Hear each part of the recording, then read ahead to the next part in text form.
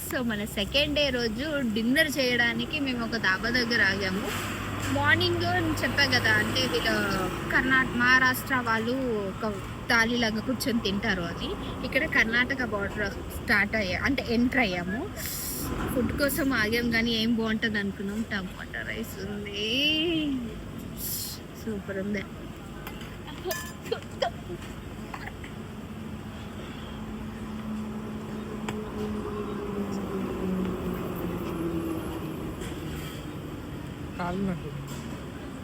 కాలిందా spoon వేడన్నంలో పెట్టి అది వేడికి ఓవర్ చేయకుండా ఊదుకొని తింటే నాలుగు కాలదు, మొత్తం నోరంతా కాలింది.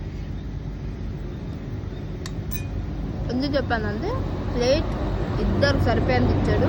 90 రూపీస్ అంట. సూపర్ ఉంది.